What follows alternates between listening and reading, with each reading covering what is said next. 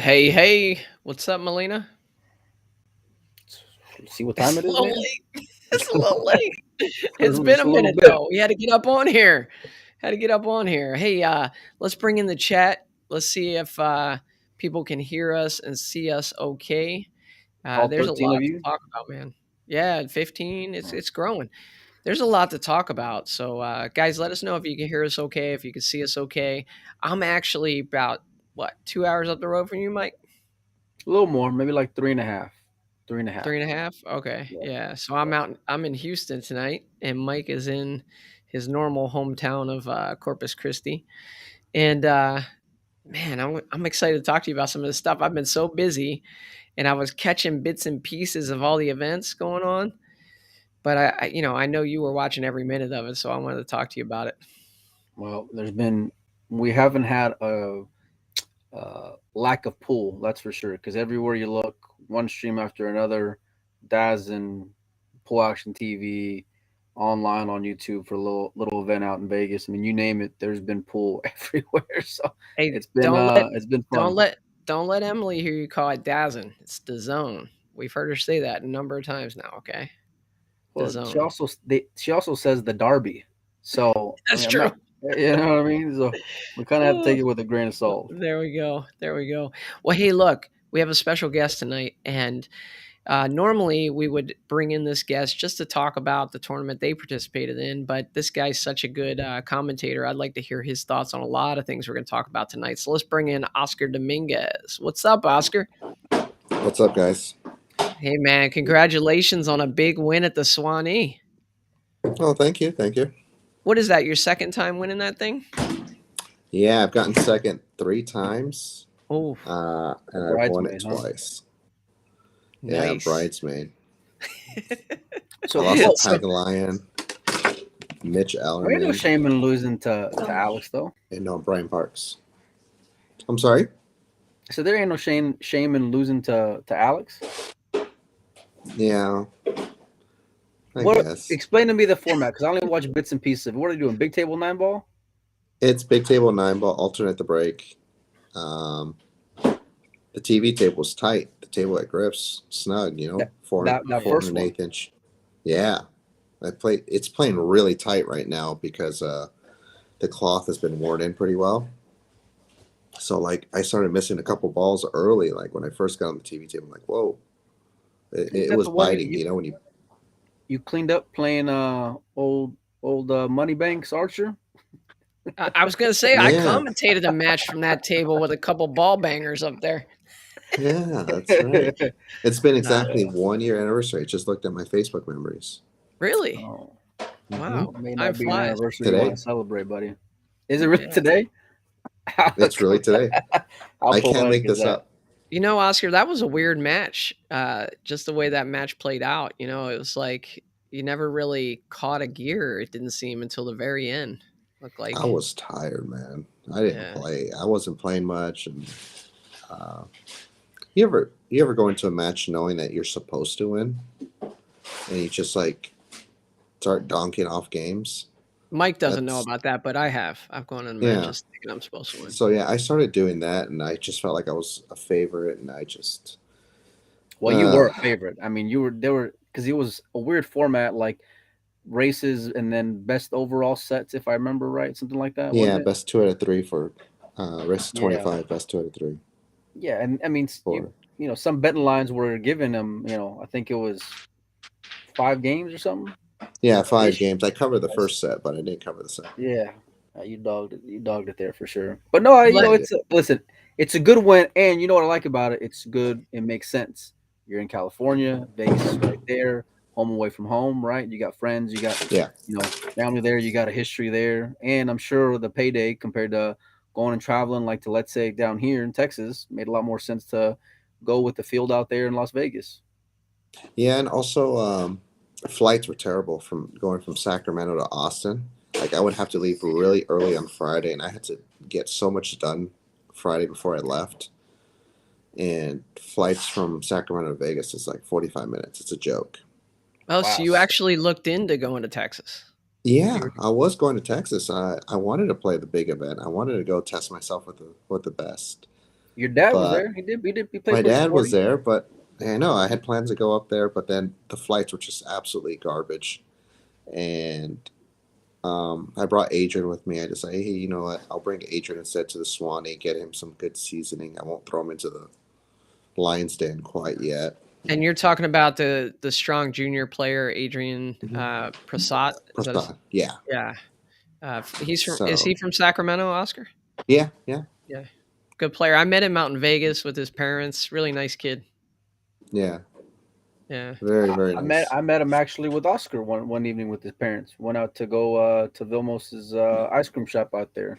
Real solid Oh people. yeah, Yeah, I yeah. was in the Uber line with him and his parents, and I started talking to him, and I said, "Hey, I'm gonna have you on Pool Player Podcast. We haven't made that happen yet, but I've always, when it comes to talking to juniors, Oscar, you've been on the podcast before. It's an Mhm. hour long, and I ask a lot of questions, and I'm always wondering about the younger guys, like how they're gonna react to being on the podcast. Is he Yeah. kind of outgoing? You think he'd He's a little talk to? shy, but when he talks about pool, he's fine. Okay. We'll get him talking then. Right So at take home, Yeah. us man. take us through the tournament, Oscar. What transpired out there? Did you just go like wire to wire, or did you have some tough matches? Tell us about I had like first match was like just a local player who was learning, and so it was nice to get a nice and uh, softer match, I guess you can call it, where I can hit some balls. And I ran out like crazy. I was like, whoa, am I playing good or am I just real confident that I'm supposed to win? So, and then I played Vilmo's second round, and I played pretty well on him, I thought. And I said, okay, well, I'm not playing bad, you know. Um, Beat a couple other guys, solid players like Marshall Jung and um, Ian Costello. But my toughest match was definitely with Max for the hot seat. I just I was ahead of line and things weren't going my way. Max got a few weird situations where like he ended up like executing really good shots or got a little roll here and there. So I was like stuck 4-1, and I ended up winning 8-6. Um, I won a couple of good games, so that helped. And then, excuse me. Bless you. Thank you. I was holding it. um, Winning 7-1 in alternating break isn't the easiest thing in the world to do. A no, lot of things got to go and happen for that to go and work out for you. yeah. I think I was breaking good, and other people were.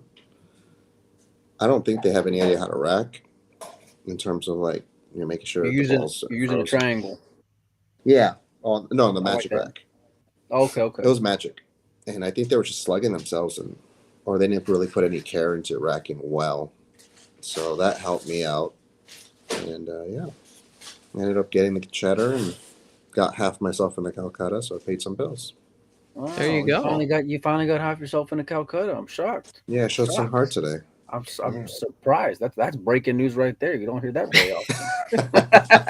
It's such a tough, Yeah. proposition. When you're one of the favorites in the event to buy yourself in the Calcutta, half yourself. Because you're Yeah. investing so much, you're taking a big risk. But I guess that goes to show how confident you are in the event. Well, I was pretty confident just because I felt like I put some time into practicing. I was going to go to Derby and it didn't work out, but so I'd been practicing a little bit for Derby. It was a blessing in disguise. What were Yeah. you working on doing, like post break, Oscar? Were you working on missing the one in the side and controlling it down table? Were you worried about making that one and then controlling the two ball if it was in the back? What were you? What was the No, strategy break wise? my strategy was definitely popping it hard enough for the one ball to go above the side to the short rail And to then the side that I'm breaking from, and I was pretty successful at it. I started catching it pretty well. Sometimes I make the one on accident because I was hitting it a little too thin, but when I hit it flush, it was like almost an automatic out for me. Well, at least an automatic opportunity to run out. So That's awesome. for Yeah. some of So these, for some the of the fans that may not know how important is that break for guys like a Max Eberly, like an Oscar Dominguez. How important is it's it to go and hold serve, Oscar, in a format like that, tournament like that? It's it's actually, I've always believed that alternate break has more pressure than winter break because you're almost forced to hold your serve. Um, Winter break, you can get away with a rough start, I think, because you can put it back together and get momentum. Whereas Yeah. alternate break, you almost have to pray for a bad roll or a bad kiss by your opponent, and you're just sweating that one ball every time. It's kind of brutal to fade. Um, I think it's pretty significant. I mean, at that point, it's so astronomical. My dad always said that you can only play as good as you're breaking. So you can be playing unbelievable, but if you're breaking bad, you're playing bad. It doesn't matter how good you're playing. So, I mean, if that doesn't tell you how important it is, I mean, it's everything. Yeah. Hey, we're talking here with Oscar Dominguez. We have about 30 people in here. So, guys, do us a favor, share the feed, get it out there across whether you're watching on Windows Open or Pool Player Podcast or the YouTube channel. Share it, get it out there for other people to check it out. Hopefully, Oscar can stick around and talk with us a little bit about some of the other events that went on this weekend because there was a ton of action going on. But, Oscar, before we get into that, the finals, you played Reuben Batista. Is that right? Yeah, Ruben. How did that go? I Take us was through up that match. early, nice big lead, breaking and running. Just I was playing great safes, and he was just kicking and selling out. Then I run out, boom, boom, boom, boom, just control, control, control. And I missed two balls that raced to 11, and he missed one ball that raced to 11. Um, Wow. and it was weird. Like I Dang. started pushing out now. I wasn't seeing the one anymore. I was pushing out, and the son of a gun plays unbelievable saves. I mean, Ruben plays great saves, Does world he have a class. three cushion background? Yeah, Yeah, he plays good that's what three I thought. cushion. Yeah. So he played fantastic. He came back a little bit, and he got a little weak on one shot that I felt that he should have made, and then after that, he never had a chance. Hmm. A Nice. lot of people don't know Ruben, but he really got on the radar in California maybe like uh 5-7 years ago. When he won a big event out there. It was Mm-hmm. it was the event when Taiwan first came over. All Yeah. the Cole brothers, and I mean it was just a stacked field. You had Dennis playing, Alex playing, Carlo playing, and Ruben ends up snapping off an event, and that was my first time getting introduced to him. But he actually had a really good year that particular like 3 month stretch. Yeah, Right. I met him in Denver. He came through Denver, and it was like a Tuesday night tournament. And I was like, "Oh, that guy plays all right. I should try to gamble with him." And then by the end of the night, I was like, no, I'm Good not gonna move, buddy. gamble." I'm sure Kiko had a stake in that. Yeah, probably. Yeah, Kiko. You know Jeez. what that reminds me of, though, Oscar? Now that I just mentioned that, it reminds me of somebody who won a tournament this weekend. It was out in Texas, and a gentleman by the name of Gerson. And I'm curious what a lot of people don't know Gerson, but what experience have you had with him? What can you tell us about the kid? Oh, There he is Gerson right there. plays all games real well. He's one of those. It's funny. The South American players, the Mexican players, they all have a certain style, and it's not flashy. It's really simple. Great safes, great defense, good speed. The break is usually the weakest part for all the South American players, except Gerson's one of the few exceptions. He Mm, breaks the balls pretty well, Six and ten ball. combined with that, that great nitty gritty defense and tough shot making, he's liable to play good. I mean, I've seen him play some really good players for some cheddar, and he's come out on top. Even though I bet the other way, I'm like, this guy can't get there. He doesn't look like a player, but he gets there. He doesn't look like it. Look at the picture. I'm like, if I No, he see that just guy in a pool room, I'm gonna play that guy. I don't know. right. I was like, heads, right? Yeah. You ain't the only one to lose money betting against him. You ain't Jeez. the only one. Yeah, that's Yeah. that was actually how I got introduced to him. Back in Vegas, World Championships a couple years back, and he's playing Shane. He plays Dodong, wins outright, and I'm laying two. Play Shane, wins outright, I'm laying two, then, then he plays filler next round and he's up something like 5-2. Yeah, I got introduced real quick to how well. And Oscar's right. He's got a big break, but he's kind of got like a weird style of play. And what I mean by weird, it's kind of like fundamentally he swings his cue sometimes, and he can be a little snatchy with it. It's a little unorthodox, and but it's great to see him finally get a. I would consider it as close to a major as you can domestically.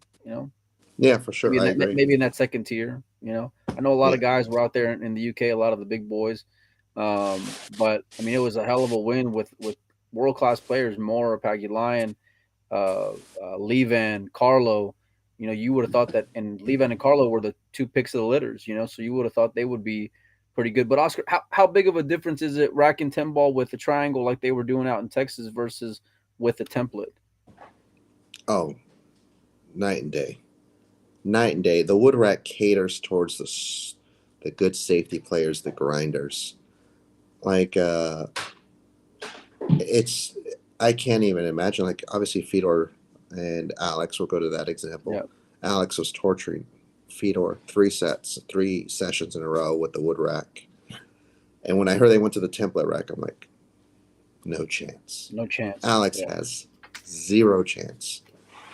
And Gerson, that 10 ball tournament, you put it with the template rack. I mean, he's top 8, He's top 4 compared to the Carlo Beato, which is boop, boop, sayonara. Yeah. When you start touching the one and you start, manipulating the rack and they start fingering the rack.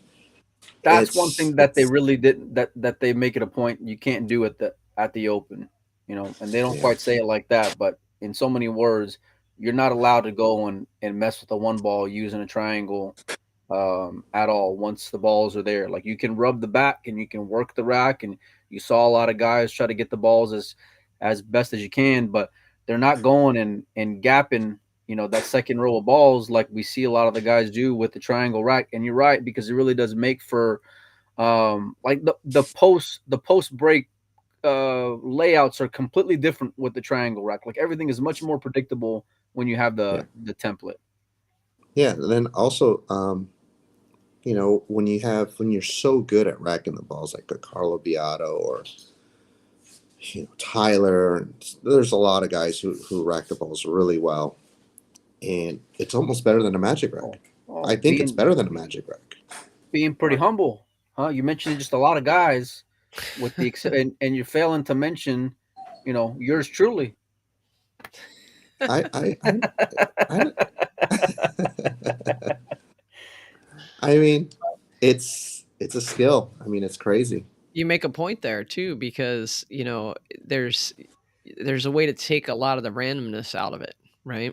If Right. you're actually using your hands to rack the balls, obviously with the magic rack, you're getting some consistency. But I've seen guys. I went to Manny Chow's house outside of Houston a couple years ago, and we played some 10 ball on his table, and every single break he had the same shot on the one ball afterwards. Every single break. I mean, it was like he had it dialed in. Now it's his own table, and he's racking them, but I mean, perfect breaks. The one ball's creeping right up towards that corner pocket. I'm like, I'm never going to beat this guy, because his break was just so good. And his rack, it really came down to his rack, just being perfect. So, well, so Oscar, the Skinny Bobs, well, first of all, Molina, why weren't you there? You're our correspondent on the scene at the I Texas know, Open man. always. What happened? If I had a Doggin it? dollar for every yeah. Nick's in the chat. Nick was blowing me up. When are you gonna get here? When I was like, maybe I'll be there this weekend. This weekend came around. If the Calcutta's about to start, where are you?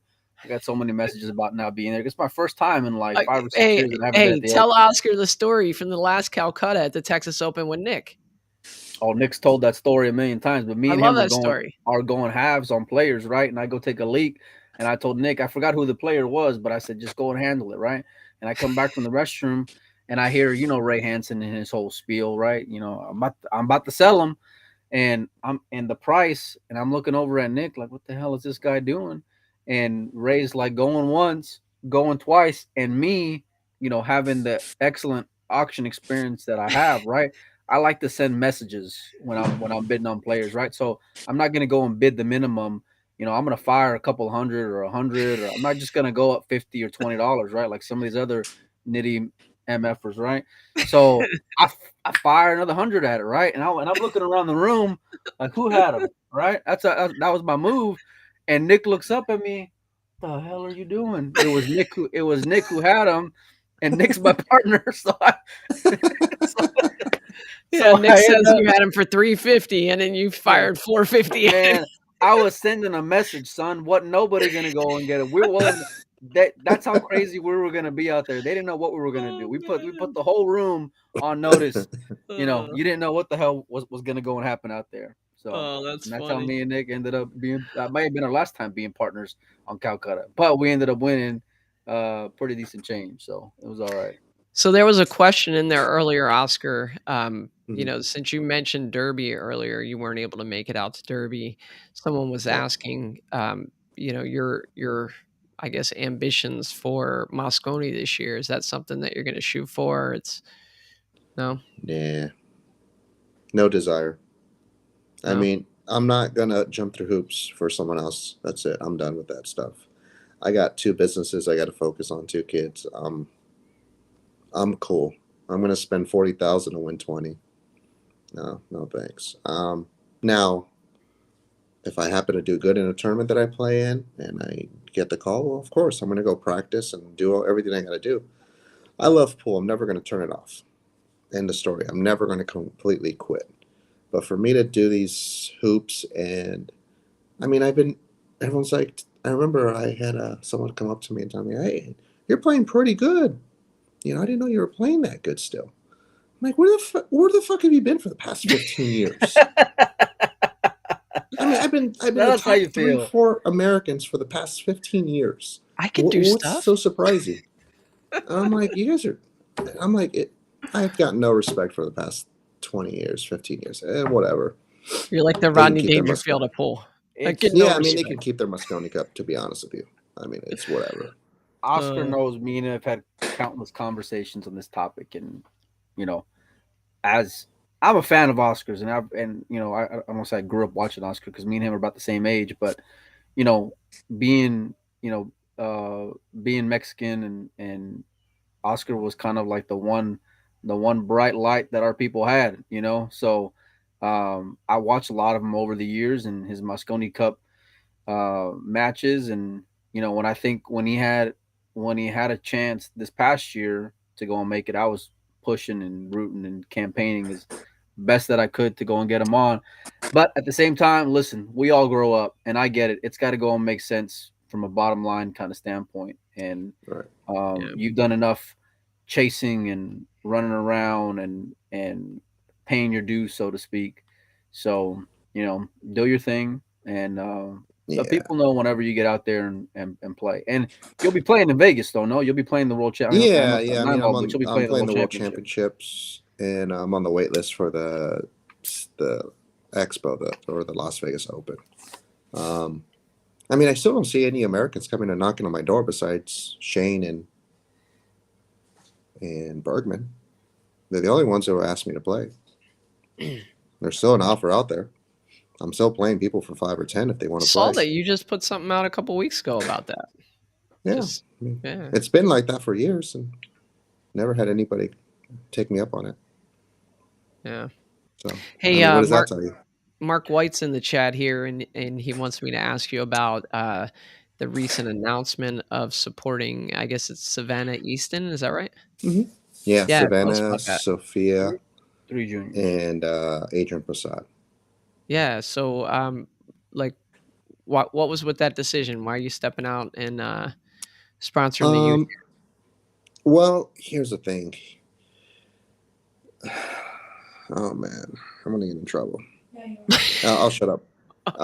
The thing is, like, these kids, they're going from event to event to event to event, Yeah. and you know, I know my parents were.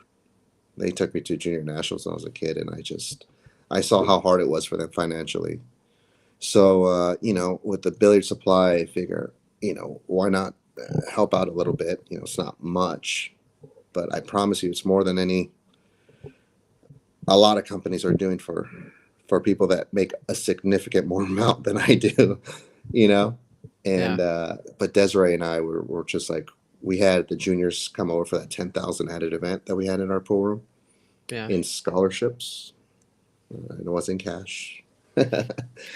uh, but it was we saw so many kids, and even though we lost our absolute tail off on that tournament, I mean, we only had what, 34 players, Des?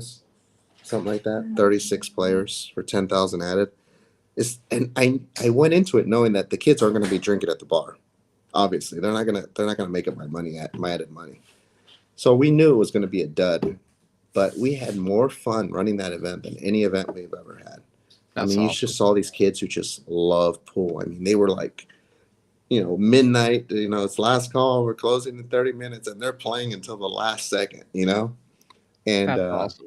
I love hearing that. you just, yeah, I mean, you see that, and And how can you not want that? How can you not cherish that and support that?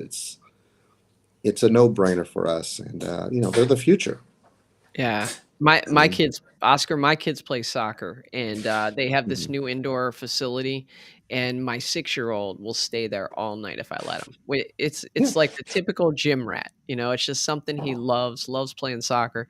And, I just picture that when you said this about these juniors being in the pool room, like they just having a great time, wanted to stay all night. Yeah. Um, you weren't going to make a lot of money selling mozzarella sticks, but it was No, still no, worth it. yeah, it was total dud. And like I just saw Savannah and her parents out in Vegas, and Savannah was playing, and she said, "Dad, just we're playing a race of three, all right? She's playing a race of three, and that race of three ends. Oh, just one more game, just one more game." 2 hours later, Larry's like, "All right, we gotta go. I'm exhausted. Like that's it. This is the last game." And That's it's awesome. like you saw that fire in them, and it's I don't know, it motivates you to keep going and keep working harder when you see remind you why the you do it future in of the the first sport. place. Right, Yeah. right. It's fun. And, and this isn't something that the man's saying for being on our little podcast, because right after the event, I was talking with Oscar, and he said the exact same thing to me, because I said, "How did the event go?" He's like, "Man, well, we kind of lost our ass, but man, I really enjoyed it, and it was a lot of fun and all this, right?" And I asked him, I said, "So that's it, right? No more juniors, right? Because you lost a lot of, you lost money on the deal." And without even missing a beat, he comes back and says, "Oh no, 100%, we're doing it again next year, and every year that Yeah. we're able to do it, we're gonna do it again." Did not miss one beat when he snapped back at me and said, "Oh no, we're going forward with it." Do you So have dates yet, Oscar, for this year? No, I don't. Just because I've been investing so much into the Golden State, you know, and I'm putting so much energy into it right now. We have a new storefront, so I am going to get some dates together. Desiree and I are working on the junior nationals right now with the PCA. Yeah. We're going to help run the tournament, sweet. Nice. so we're involved there. And yeah, we're definitely going to do it. We're going to keep going. Um, Hey, Talking to a couple of sponsors to help us out. Molina, why don't we go out there for it? You and I go out there and hang out for the weekend.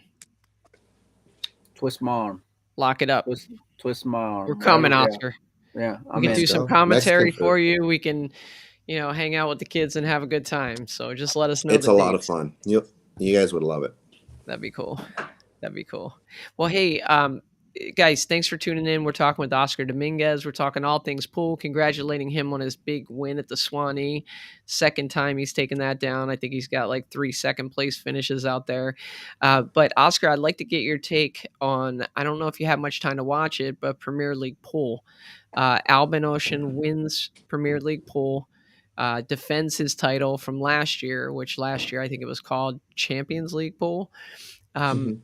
is he in the conversation for one of the very best in the world right now?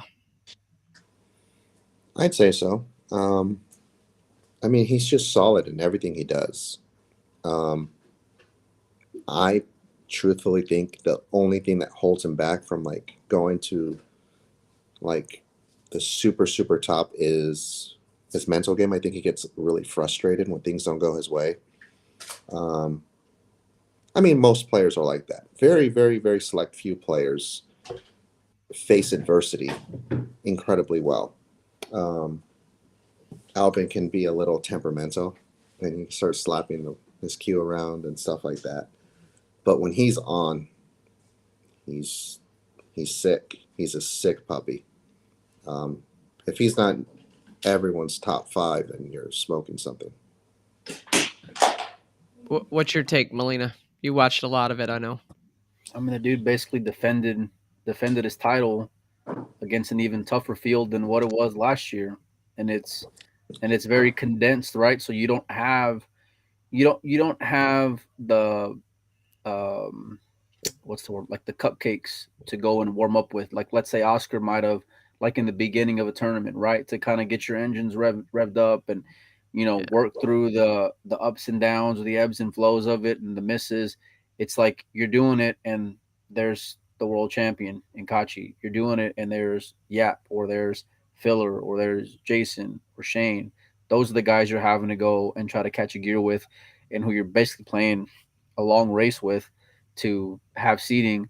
Um, yeah, I just, that consistency has been unreal. His success last year was unreal to go and basically go wire to wire. I know we had a little bit of trouble in the middle of the event, but for all intents and purposes, I mean, he started as the best player. I think Filler kind of maybe ended up as the better player towards the end. But Albin's just a finisher, man. And certain guys, like when it comes to tournaments or whatever, when they see the finish line, they do it, man. Like you don't see them go and make excuses. And going on Oscar's point about being kind of temperamental, the funniest thing was a few years ago when I went to the when I went to the World Championships, I always thought as Albin, like when I saw him on TV, as like very stoic and boring and never really showed any emotion. It wasn't until I saw him on the side table that you really got a glimpse of who he really is as far as like showing his emotions, because he missed something and I never seen him go and do that, stomping his cue and cussing it out, and I'm like, oh, I didn't see that on on Yeah, Matchroom. yeah. Um, but I'm curious, Oscar, because there was a point brought up earlier. Like, what credit, if any, do you give the physical? Like, Albin's known to be athletic. They train, they run, they do all these things, right? They be more of athletic and athletes. How much is that important to go and have, or what factor, if any, is it to go and have stamina after, let's say, like a day five of these long events and you're playing so, hour after hour, day after day? Do you think that that favors it? Oh, definitely. It has to play a role. I mean, I feel like your recovery time and your concentration, your mental focus is going to stay sharper if your physical endurance is up there. Um, when you're in physically good shape, you're going to sleep better. You're probably going to eat better. Um, and you're probably going to be active. If you have a cheeseburger and sit your ass back down and have a couple donuts, you know, it's tough. You know, but these guys take the sport very seriously, and the results show. I mean, it's hard to argue against it. Yeah, I sent our good friend Mike Panozzo a little message today because as I opened my mailbox and pulled out my Billiards Digest, right on the cover, Albin Ocean. I was like, "Man, did you time that right?" you know, it just kind of worked out that way. From all his success from last year, just the timing of when that article came out and that cover came out, that he had just won the Premier League pool.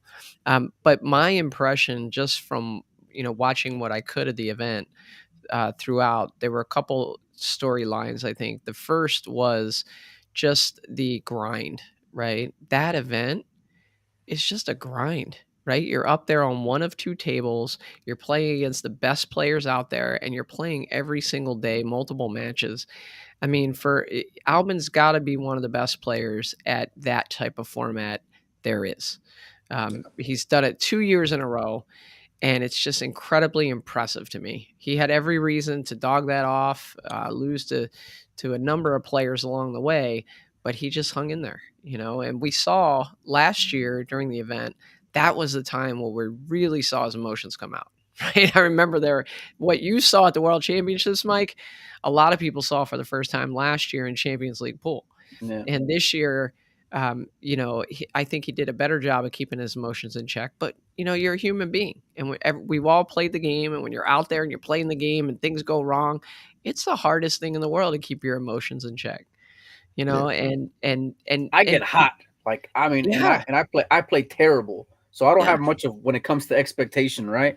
But it's like I still want to go and have, like, when I think I'm supposed to do something and I don't do it, I get super tilted, you know? So I can only imagine when you guys are playing like elite level pool, and it's like every move is going to be scrutinized and every shot is super magnified because it's short races, or even if it's, race to 7, alternate break, like in the event you had this weekend, like you really have to go and protect serve, and you kind of have to play flawlessly, and especially when you have expectations, because I mean, even though like in Oscar's event, right, he was probably the favorite going into it, it's like knowing that you're supposed to do something, it just makes it that much tougher to right. like get there, Yeah, if he Right. because would have come out in the first couple matches, struggled a little bit, then the pressures even increased on him, and he'd have to right. manage that frustration. I mean, you said it yourself, Oscar. For the last decade, you've been in the top 5 really in this country, and talk to us a little bit about managing those emotions when things start going wrong for you. What tactics do you employ there? Um, quite a few tactics. A lot of times, anxiety is the son of a gun. I mean, pressure will burst pipes. And I remember early in my career, I really had a tough time. And I just, I practiced unbelievable. There's nobody in the world who's going to beat me in practice. But come tournament time, I would find a way to dog it off. I just completely melt down. And I think the biggest thing that I started doing was sports psychology, and really just there was a study by the Soviet Union in one of the books I was reading where they had 3 groups of similarly skilled athletes in track and field. First set of athletes did nothing but physical training and no mental training, and Group B did half and half, and Group C actually did zero physical training and exclusively mental training. Okay. The group that did the strongest out of all 3 groups with the most improvements was the mental group. Hmm. So, what does that tell you? At the elite level, most of it's mental. So, when you Yeah. realize that and you say, hey, the difference between Albin Ocean and a player like myself really isn't that much on the pool table. It's more about the decisions they make in critical moments.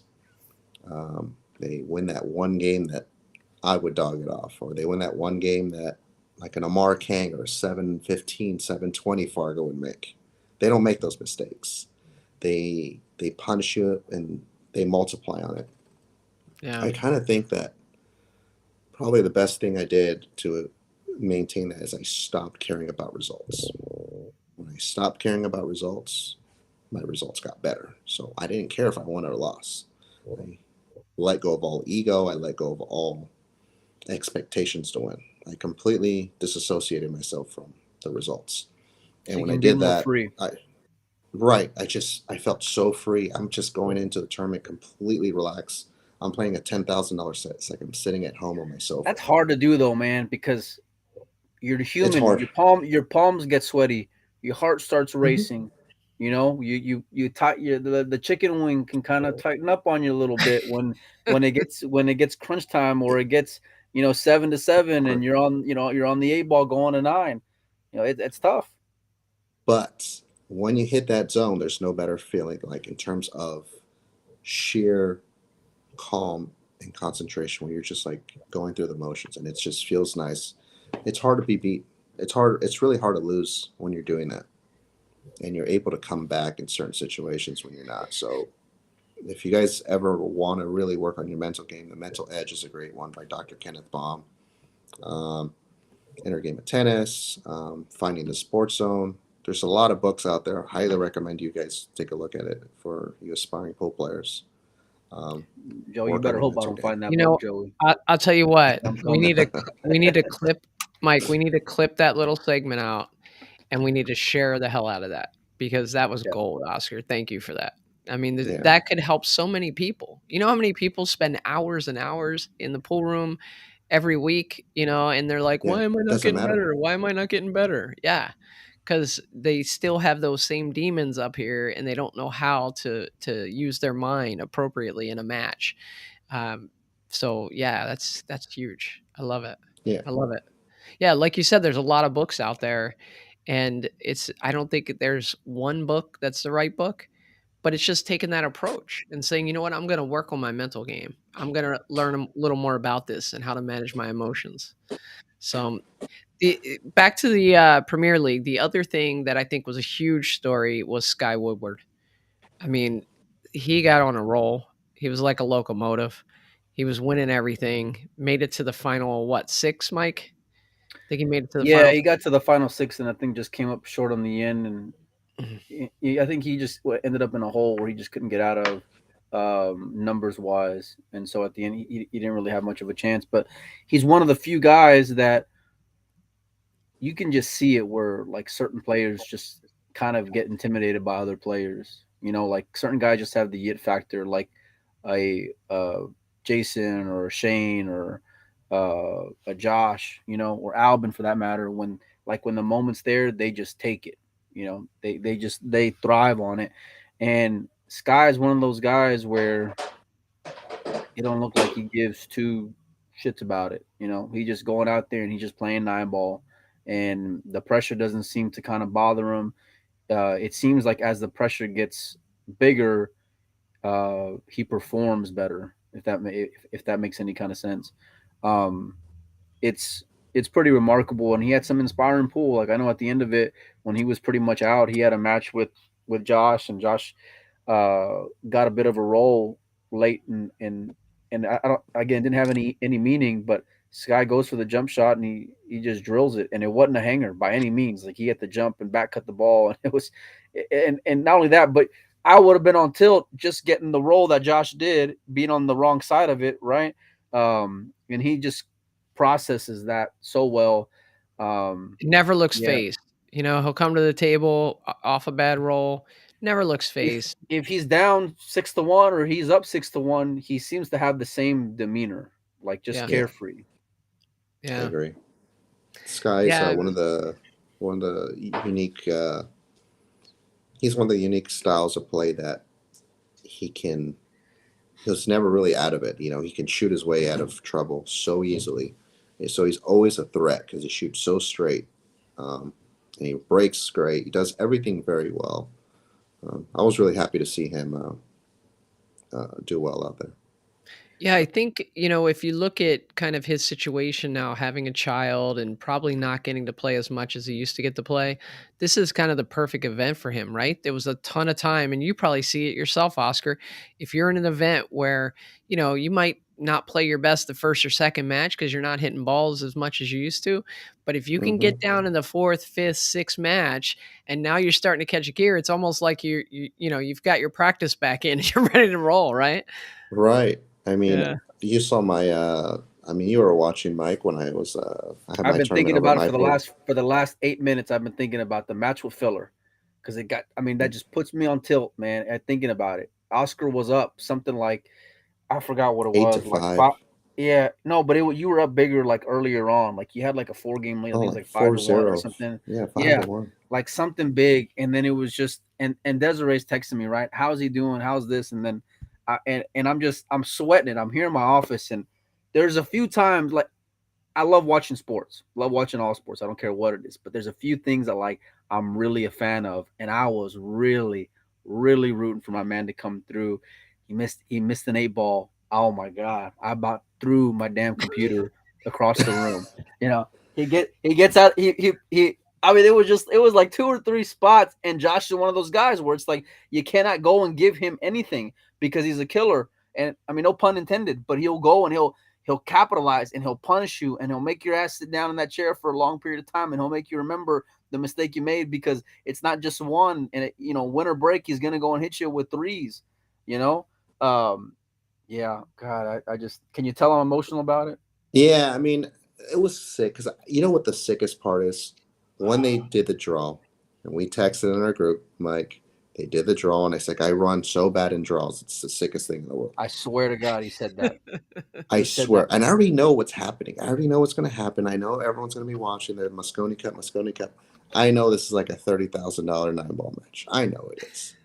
I'm like, I'm gonna, and I told myself I'm gonna beat this MFer. I've beaten him before for the game. I've gambled with him before. I've beaten him before when he was like 17, but nobody needs to know that. But I did beat him gambling, and I have a decent. I think I've played him twice in tournaments. I beat him. Or I think we're 1-1. But anyways, I knew how important it was, and when I lost to him, I was so like, damn, I blew it. I knew I blew it. But he told me something that I was like pretty cool with it after. He says, if they don't pick you for Moscone, they're not very smart. Oscar told me that right And after the match was over with, and I That's didn't want cool. I've never said that publicly ever. yeah. When Oscar told me that, and He I says, it's remember a joke if they don't pick you. And for the best player in the world to tell me that, I was like, I'm cool. I'm cool. I think I'm That's all a right. cool it's story. respect, man. It's Yeah. respect, and Well, he that's knows. pretty. Yeah, he Yeah, knows. He got lucky to win. You well, know. for Me- sure, Now, if but we play 10 times, he's probably going to beat me 7 or 8, right? But he Meanwhile, acknowledged he Jeremy's got at lucky to home. win. Meanwhile, Jeremy's at home saying, "Did Josh just call me stupid? What happened?" I rem- I, I remember like I didn't say it. I remember watching the match and I just couldn't believe it. You know, when Oscar gets on the roll because I knew how important it was. I knew, and I never. And the last thing I wanted to go and do was put more pressure on my man, right? But like I'm talking about, in private, I was saying like it's, he's basically playing for 15,000 when you Yeah. think about it. Because I in my heart of hearts, I truly believe that if he wins that match, he's on the team. You know, Yeah. and Oscar did say before the tournament, I'll bet on myself the first round and just let you boys know I draw the worst out of anyone. And first name up, there's Joshua Filler. It's so gross, but he called it, and you had chances. Let me ask you though, Oscar, because when it comes to mistakes like that, do you put it Mhm. on lack of preparation? Do you put it on Oh, lack of mental? Because preparation for sure. you can execute Yeah, that was lack of preparation. You know how it is with the business and stuff. for sure. Um, it's like I can try to make $5 or make $100. Okay, Yeah, the $5 is fun. The $100 is guaranteed. I get you. I respect it. And I got 2 kids and bills and 21 employees. So now, like, I got different stresses in my life, and it's like, what am I doing chasing pennies when I can be making dollars? So no, of course I'm not going to practice. Do I play? Absolutely, I still play a little bit here and there whenever I can. 20 minutes. You know, I've had my cues inside my garage for the past 3 days, 2 days since I got back from Vegas. Haven't touched my cue since the tournament, and I probably won't start practicing until probably Thursday once all the because I get crushed on weekends, I get and then caught up. Monday, Tuesday, Wednesday prepares for the next weekend, and That's that's crazy my that cycle. for you to be able to just kind of grab the cue, practice a few days, and go win a tournament the quality of the Swanee. That's pretty crazy.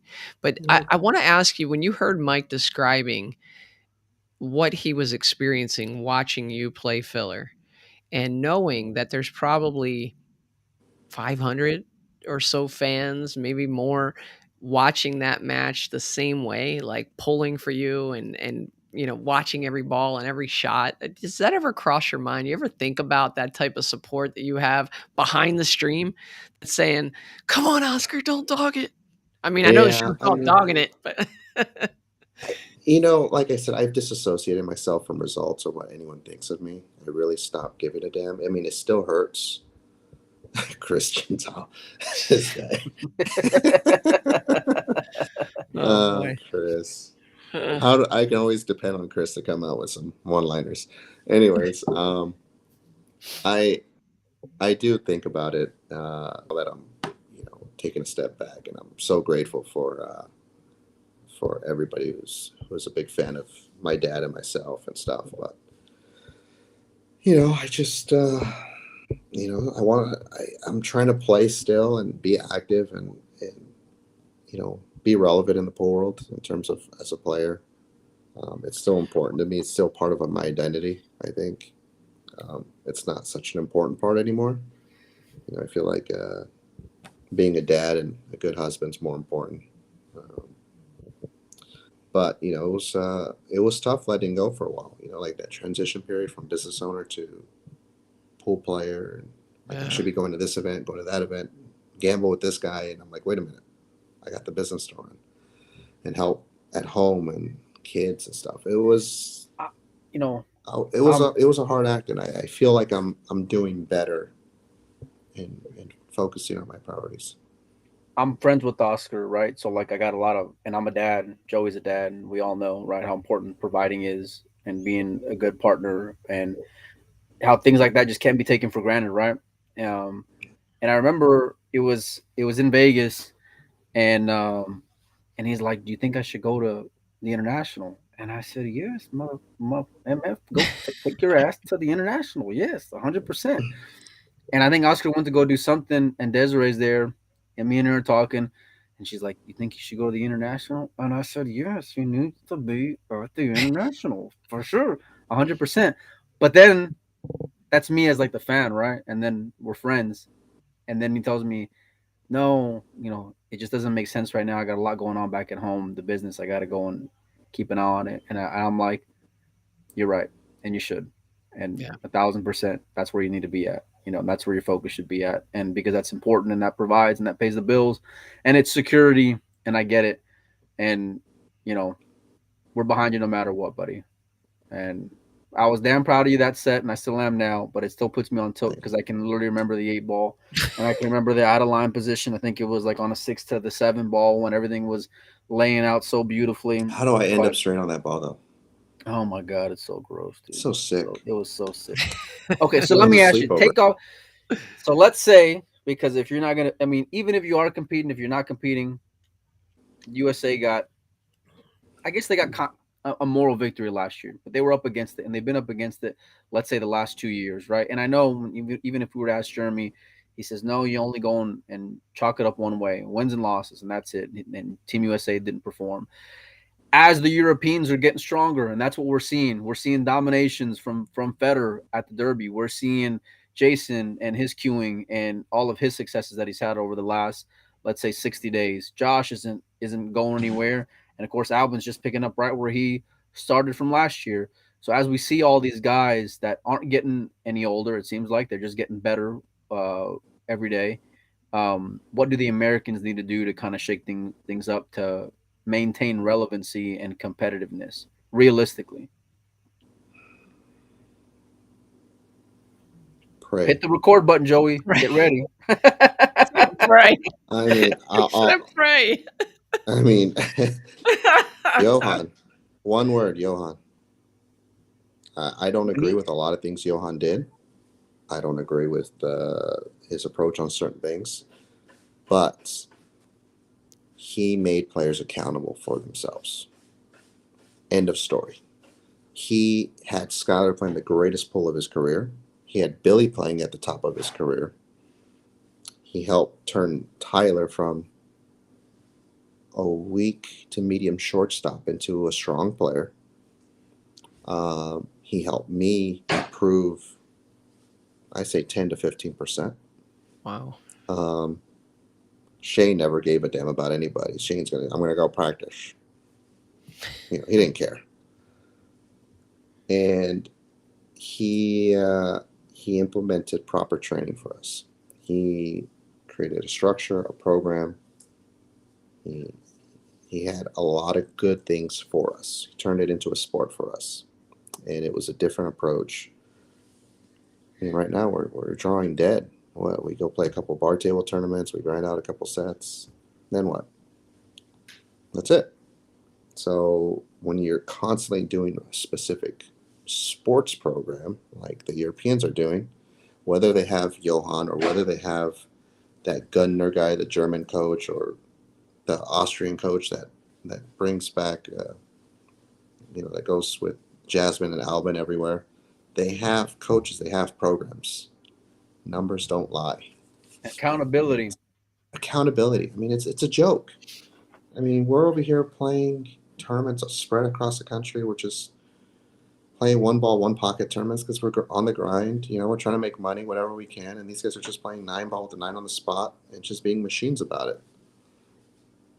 I mean, how can you compete against that? It's child's play. I mean, they come play us and they're like stealing. They're counting the money in their head. It's embarrassing. I'm embarrassed as an American to see them laugh at us, and it Okay, pisses me off. so what needs to happen? You need to bring in some We fresh need faces. either we And need fresh faces, or we need Shane needs to quit fishing so much. Um, we need I don't know what's up with Billy. I don't even know if he's playing anymore.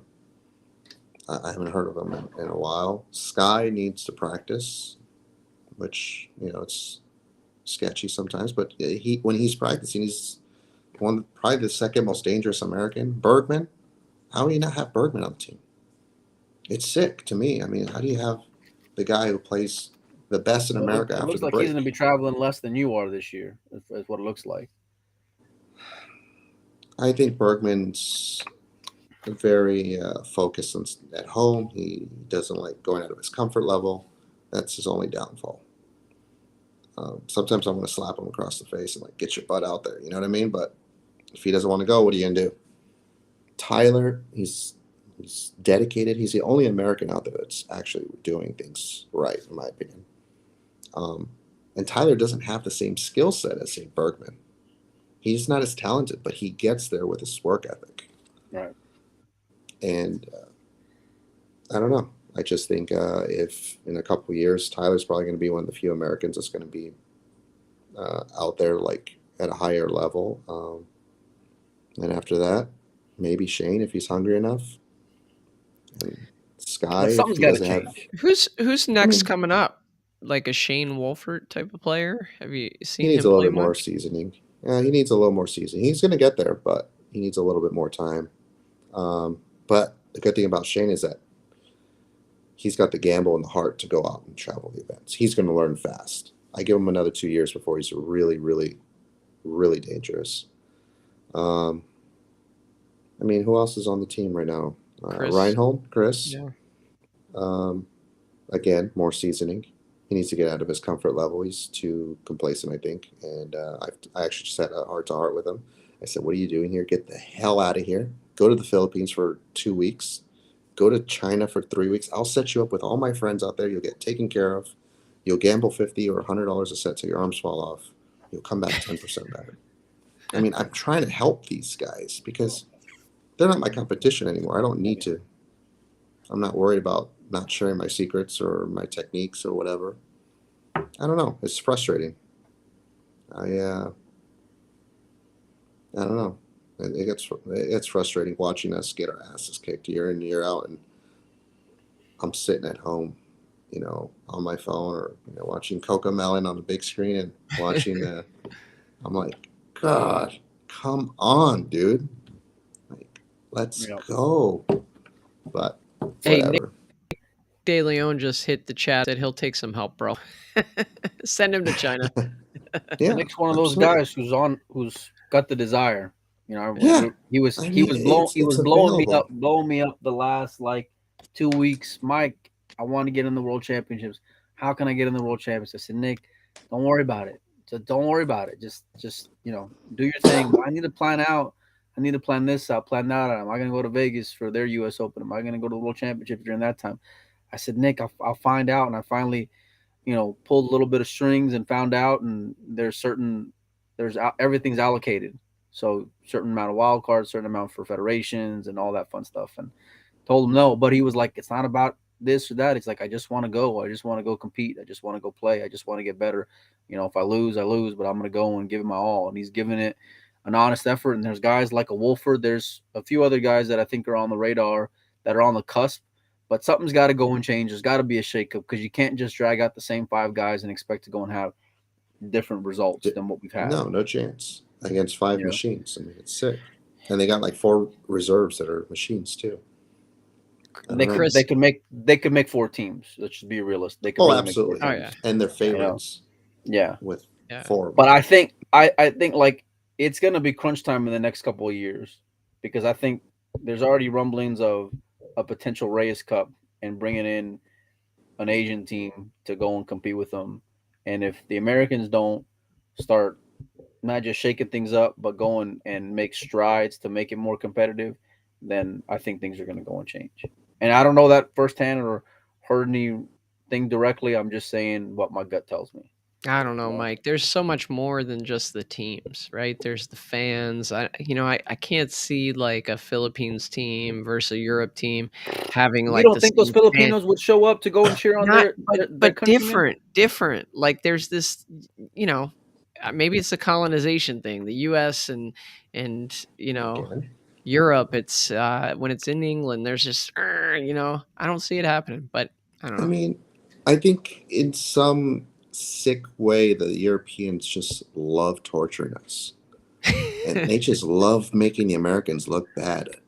I mean, you got to go back to 1,000,000%. you know, the history of the U.S. and the The U.K. Boston Tea Party.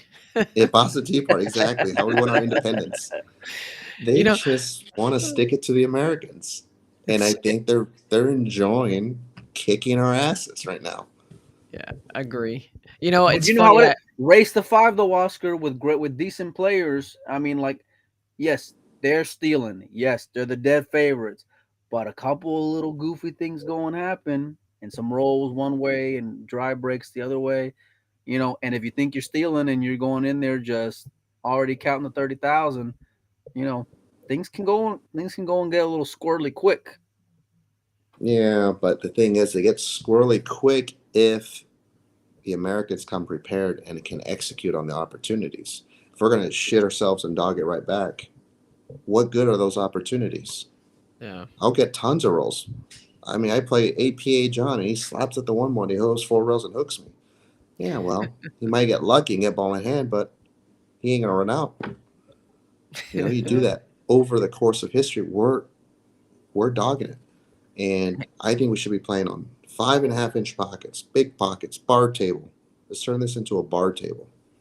That's our best chance. That's the Valley best chance the Americans have. Valley bar tables. Uh, That'd be Uh, hilarious. Absolutely nap cloth with the oversized cue ball. Let's just bring it the back. bowling Mud ball. ball. The bowling ball. Hey, I, Fedor's in here. He wouldn't even be able to play on that table. He wouldn't know what to do with himself on the 5.5 that'd inch. be great. Oh, look at him. I mean, He's really, we need big pockets. The tighter the pockets, the tougher the conditions. The mm, cream is going to rise to the top, even yeah. more so.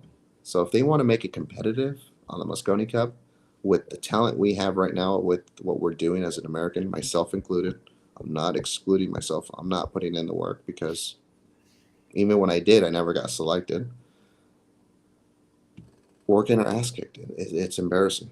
It pisses Okay, me off so because we're not even let's say fighting.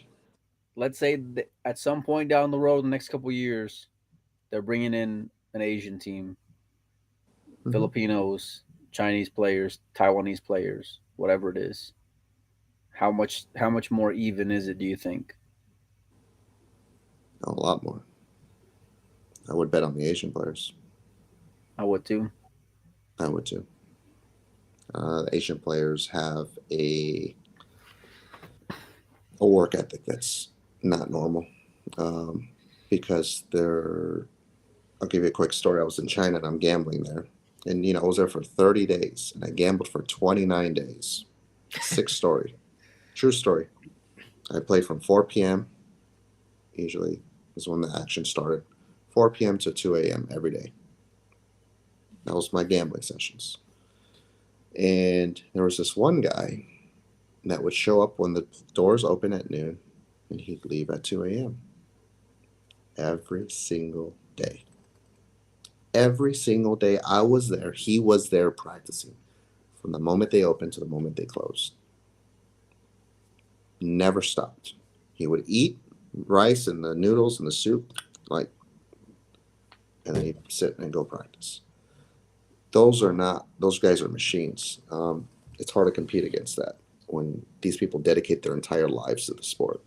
Who was that guy? Was he just a regular guy or a pro Um, player? you want to bet, Fedor? Yeah, Federer's saying Um, Federer's already throwing the heat out there. I'm taking a picture. I'm taking a picture of the chat right take a now. picture. Europe will rob the Asians. It's going Mike, it's we'll have a going 60% copy online. of over this. here. We'll have a Yeah. copy of this. You don't need a picture. Oh man. No, but I mean, I would love to see like Chang Junlin, Wu Cheching, Carlo Oof, Beato, oof. uh, Dennis if he's allowed to play. Well, let's just keep Carlo Beato because he's matchroom happy. Um, throw in Naoki Oi for entertainment purposes. Oh, gotta Why throw a not? co-brother in there. Co. At least Gotta one. have a And a co. co-brother. At least a co-brother. Dude, that's a sick team. But then if you start looking at Europe and lining those guys up, it's pretty sick But there's too. hold on a That'd be a minute great because matchup. they've never they've been looking at the American players thinking that they're stealing for the last like 10 years, you know? So people play differently when they're front runners or when they're ahead or when they think they already got that edge mentally. You know, when they Dude, that got Wu this sitting on the other side and Chang Jin Lin on the other side, I hear you, but I want to see it. this would be like Tyson Holyfield. This would be the matchup we've all been waiting for, right? Yeah. It would be a slugfest. You Yeah. know, I And mean, I then hear what you're saying, Mike, but if Europe wins a late 11-3, think then about it. I'm done. You know, out of those two teams, right? If you make the best Europe team and the best Asia team, like somebody's going to have a bad event and nobody's going to want to, right? So who's Yep. going to have the bad event? And like Could be Fedor. somebody loses a couple matches and then it's like the momentum gets going and they're like, oh my God, I'm going to be the dog of the tournament, you know, and Yep. these guys are the best in the world who never used to being a dog. Oh man, that's crazy. Oh my god. Yeah, I don't think Fedor is feeling the Asian love here. I think he thinks that they got Fedor, no chance. dude. Fedor's my bro, and he's coming to visit me in March. Oh man. Any Asian can play me 10 ball. All right.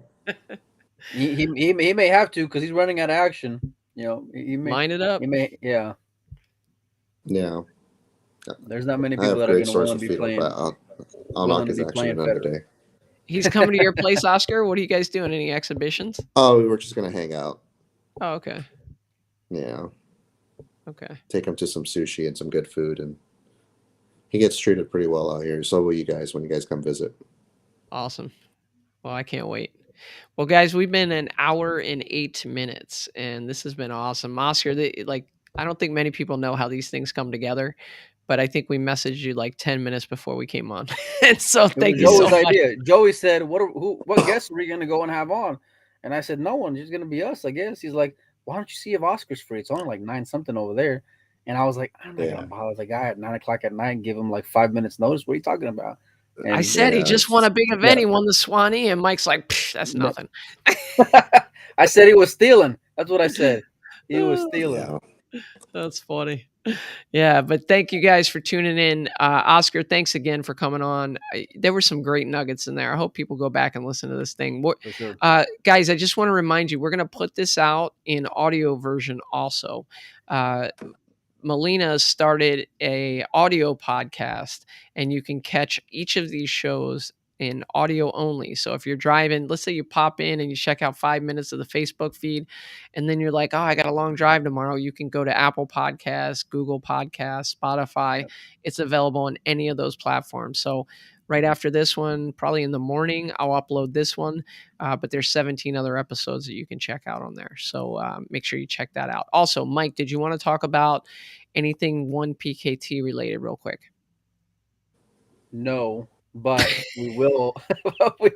But we will have some news dropping and a pretty good special coming up. And me and Joey will go and drop it live and announce it, and it'll be pretty awesome. So stay tuned. Tomorrow night, I'll force Joey to come back on here, and we'll make it short and sweet, and it'll be dope. And it's a really good deal, so you will not want to miss it. And tomorrow I'm driving from Galveston to Lake Charles, Louisiana. So if there's anybody on the way that wants a little bit of action and has a cue I can borrow, hit me up. Oscar, we appreciate it, my man. Absolutely, Okay, brother. see you. Anytime. See you, All right, Oscar. good See you night. guys. Thanks for joining.